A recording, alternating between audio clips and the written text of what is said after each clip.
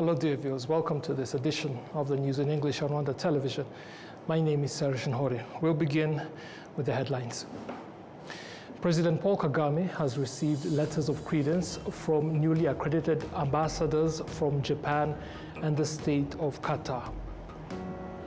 The Rwanda Defense Force has deployed a contingent of military engineers to Jamaica.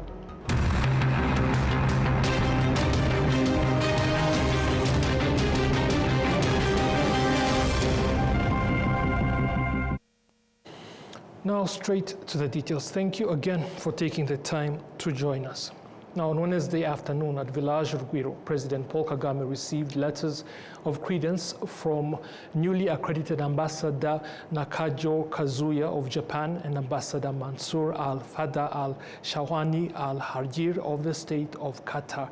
Adam Squizera with the details. At Village Rugwiro, President Paul Kagame received the credentials of Ambassador Kazuya Nakajo, who has been appointed as the Ambassador of Japan to Rwanda, with his residence in Kigali. Ambassador Nakajo emphasized that his mission will focus on deepening the long-standing partnership between Japan and Rwanda. I will commit myself to widen our relationship between Japan Japan and Rwanda in any aspect, from economic, business, culture, and also the human exchanges. President Kagame also received the credentials of Ambassador Mansour bin Al-Fahad Al-Shwahan Al-Hajli, the newly appointed ambassador of Qatar to Rwanda, also based in Kigali. Ambassador Mansour noted that he discussed with the head of state ways to further advance the existing cooperation between Qatar and Rwanda. And our discussion is how to make the representation of that relationship mirrors in the relationship between the both countries. So hopefully we'll see a lot of advancement in different sectors to echo the special relationship both countries have. Right now we're focusing on finishing the investments we already have. Once we finish that, and then we'll start looking at other investments. But the options, right now we have the investment in the new airport. We have investment in new airport, we have investment in aviation.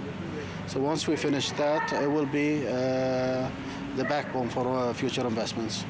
Rwanda and Qatar currently enjoy cooperation in several sectors, including investments in tourism and aviation. Likewise, Japan maintains a robust partnership with Rwanda in areas such as trade and technology. Adam Squizera, RwandaTV News. Thank you, Adams. Now, as we noted in the headlines, the Rwanda Defense Force has deployed a contingent of military engineers to Jamaica, a Caribbean island nation, to support the country's recovery efforts by rehabilitating infrastructure destroyed by the powerful cyclone Hurricane Melissa last year. The deployment was conducted in accordance with a bilateral agreement between Rwanda and Jamaica aimed at assisting in the rehabilitation of critical infrastructure destroyed by disasters. Prior to their departure for Jamaica, the RDF engineers received a briefing from Brigadier General Faustin Tinka, the commander of the Mechanized Division, on behalf of the RDF Chief of Defense Staff, who urged the deployed personnel to apply their full expertise, professionalism, and technical skills in order to successfully accomplish the mission entrusted to them by the RDF's leadership. He emphasized that the beneficiaries of their support should clearly feel the positive impact of their work. He highlighted the values that define the RDF, particularly discipline, which form the foundation of the force. Hurricane Melissa struck the Caribbean region in October, that is late October 2025, with devastating force. Jamaica experienced the most severe impact, prompting a large-scale multi-agency humanitarian response. Now to matters here at home. A report by Rwanda's National Institute of Statistics shows that by the end of 2025, the prices of goods and services had increased by 8% in the country. And Nola Gladys Wenimana with more. This 8% increase in prices on the Rwandan market by the end of 2025 is confirmed by consumers who point to some of the difficulties they faced when shopping during that period. Electricity, water and house rents have increased, and food prices have also gone up, so clearly many things have become a burden. Manufacturers and hotel operators also confirm that imported goods have become more expensive, which has in turn led to higher prices for the products they process and the services they provide. When raising prices, we do it in a way that doesn't drive away customers, because if prices are increased too much, you risk losing them. It's better to earn a smaller profit while retaining your customers. Visitors to Rwanda also say that when prices are matched with the quality of services, they consider them to be fair and not a burden. The cost of living for sure is really high for us. For now, my house now is like 300k for Rwandan. You have also to pay the transport for to go to the university. Like every day, just for to go to the university, I have like spend like 2k aller-retour. You have to eat. So just imagine. Well, the cost of living anywhere is based on the value of what you're getting. You know, you go to a very poverty-stricken country, you don't have to spend much money, but you don't get much in return. Come here, what you get in return for the little investment is amazing. The food is excellent. It's very well priced because you get such good food. The accommodations, we're staying in a lovely hotel, hot water, it's got a nice restaurant. It's well worth what you pay to get it.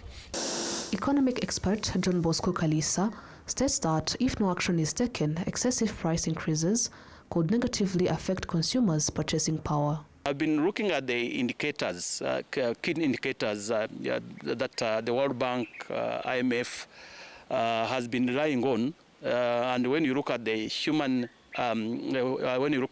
asset index, which is very critical for Rwanda, for Rwanda's graduation to a low middle-income country, the internet becomes a critical tool, and how various sectors, including our health sectors, education sectors, energy sectors, are rolling out the internet, are using the internet to communicate, to deliver efficient services across the spectrum of our society, across the business, across the citizens. So internet becomes a key tool, a critical tool in our governance strategy.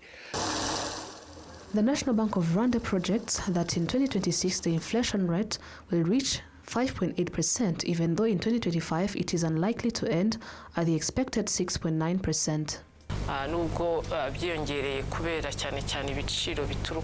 Although prices have increased, mainly due to energy and petroleum products, and even electricity rates have been raised after many years without adjustments. This has affected the overall inflation rate. Therefore, whether we look at economic indicators or inflation measures, we see that there are no anomalies.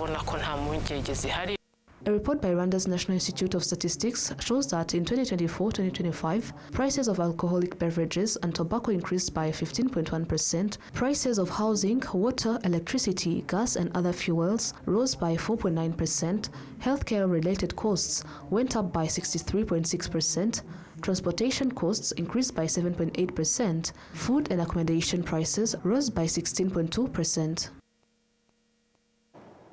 Thank you, Enola, for that report. Now, public transport users here in the city of Kigali are reporting that the newly implemented passenger transport schedule, with buses operating at frequent intervals, has significantly improved their daily lives because they no longer spend long hours waiting at bus stops, which was quite common before. Olive Nete with more on that. During morning rush hours, passengers at various bus stops in Kigali expressed satisfaction with the reduced waiting times, enabling them to reach their workplaces punctually. The service is good because, first of all, the government has increased the number of buses. This helps us avoid delays at bus stops and bus terminals. The prices are also fair, especially since we are using electric buses. However, the morning hours are still challenging because most people are going to work, which causes a shortage of buses. What has improved is that when the bus arrives at the stop, it picks up all the passengers, which is good. However, some passengers note that the issue of overcrowding, where people still have to travel standing in the buses, remain a concern. Standing is not bad, but the problem is when the bus is overloaded, which makes the situation really difficult. Sometimes elderly passengers don't find seats, and since the journey is usually long, this becomes a serious issue. It would be much better if they reduced the number of people standing. In December, the city of Kigali, in collaboration with the government agency EcoFleet Solutions, launched a new policy transport system to tackle these challenges. The Chief Executive Officer of EcoFleet Solutions, Mr. Aubin Rutiera, reports that within just over a month since the program's launch, passenger numbers have increased by 30%. In general, the number of passengers we carried this month has increased by 30%, which shows the trust residents have in our services. Although nothing is ever 100% perfect, we still have areas to improve, and will continue to do so as time goes on and as we receive feedback on what isn't working well. However, he urges passengers to better understand that the announced 10-minute intervals are mainly respected during morning and evening peak hours. He also urges drivers to avoid exceeding the limit of 70 passengers per bus. This program is designed to benefit passengers by helping them get to work and return home on time. It also serves students, people going to hospitals, and those attending various other activities. We have reinforced what we call 10-minute peak hours during the morning and evening. Additionally, during off-peak hours, the service adjusts based on the number of passengers and the traffic conditions. The bus intervals may vary depending on the roads used, sometimes taking 20, 30, or even 45 minutes between buses. To further improve public transport in Kigali, 300 additional buses have been introduced, with plans underway to incorporate electric buses in the fleet. These efforts aim to provide a lasting solution to the city's transport challenges. Andrew Carley, the president of Prison Fellowship International, has commended Rwanda's progress in unity and reconciliation after the genocide against the Tutsi in 1994. Olive Nete once more. According to the 2025 statistics from the Ministry of National Unity and Civic Engagement, the national unity rate has reached 95.3%. Andrew Carley, the president of Prison Fellowship International, who is on a 3-day visit to Rwanda, commended the significant progress the country has made on this journey. What I would really want to encourage you on this journey, which is very obvious that is happening at national level here in Rwanda, and you've made amazing improvements in your own nation. So I want to be very cautious about giving advice, but to really applaud you as you look towards solutions in your justice sector that are more restorative than punitive. That is our experience, that they are the better solutions, and I want to encourage and just thank you for the opportunity to partner with you and commend you for what you're doing. Dr. Bizimana Jean Damascene, the Minister of National Unity and Civic Engagement, expressed gratitude for the important contribution of this organization in the process of building unity after the genocide against the Tutsi. After being taught by Prison Fellowship, perpetrators were helped to come closer to the survivors of the families they had killed. It also helped survivors to have conversations with the perpetrators who committed the genocide that took the lives of their loved ones. This was not easy, but the teachings and the consistent activities helped both perpetrators and survivors to live together again. Bishop John Richahana, the head of Prison Fellowship Rwanda, explained that although some individuals do not immediately change after leaving prison, this should not discourage them. Rwanda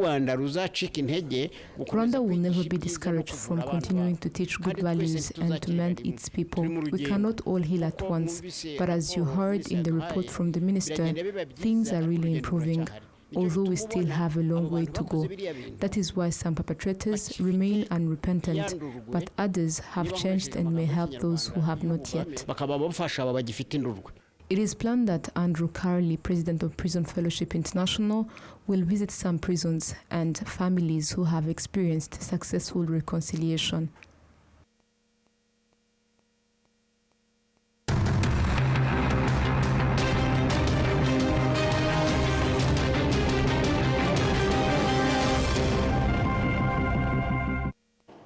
thank you for taking the time to join us for this edition, and I hope you'll do so again with Martina Avera for the next one.